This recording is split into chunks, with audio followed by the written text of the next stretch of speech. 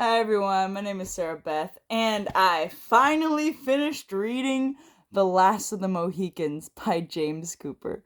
This book was published in 1826 and is about 360 pages long. Fun fact, this is actually the second book in a series, and I think I might have been more interested in the first book, even though I have no idea what the first book's about.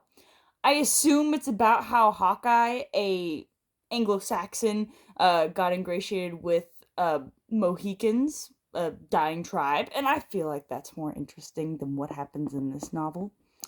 Um, so personally, this book put me into a reading slump. I didn't like it. Um, I think that there are some really beautifully painted landscapes of the era to show basically how beautiful America used to be. It still is. Um, but especially during this time period, the nature of the landscapes, just the majesty, was very much a huge calling point of this book, I think. And the basic premise, there's two women.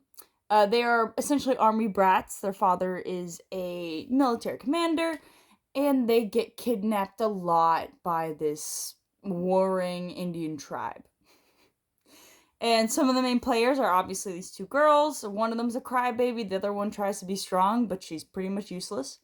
Um, that's Cora and Alice. And then there's Hawkeye, who is a scout, who, like I mentioned earlier, has ingratiated himself with the Last of the Mohicans, which is just a father and son team.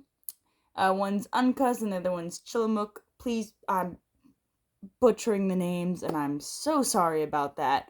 And then a military lieutenant that was in charge of the girls named Duncan, and he falls in love with the sweet, innocent girl that's a weepy crybaby. To put it gently, that is the whole novel. If you want more, read it, okay? But I do not recommend reading it. It is so impersonal, which makes it bland.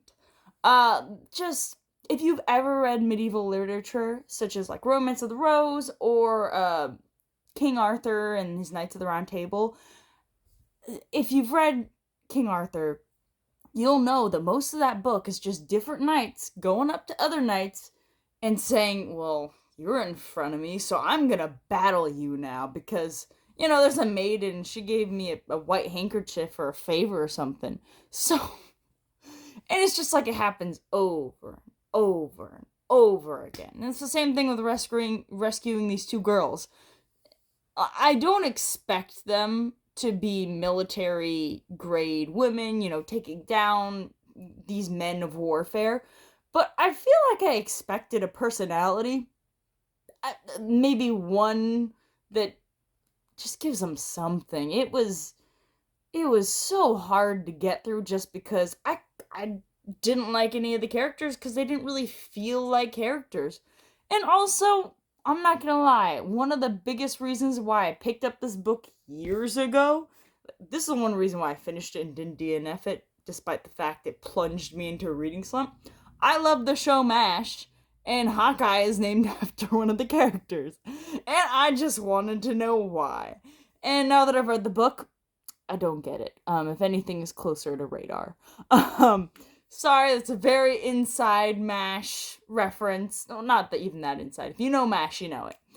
But, yeah, it's prose is fine. It's written very impersonally. You don't get. It's almost like reading what people think war novels are like. It's what you think your dad likes to read.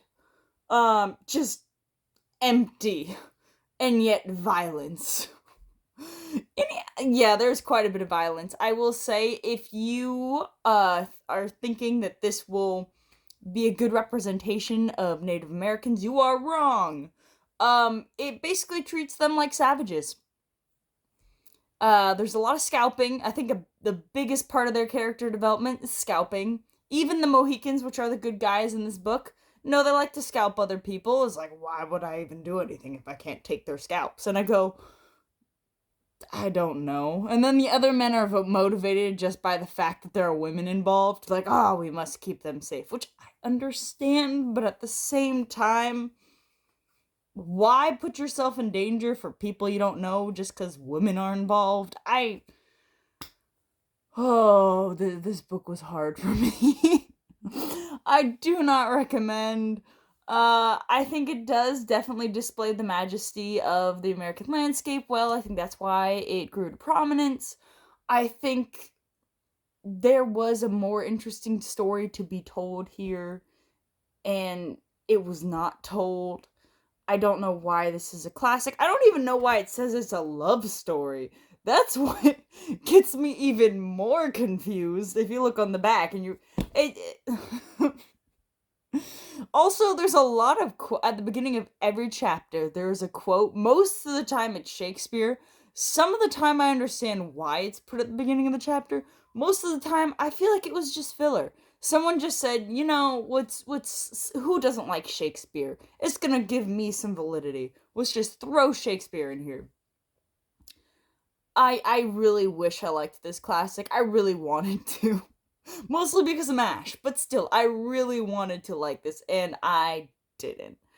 At the moment, I think if you want, I wouldn't even like.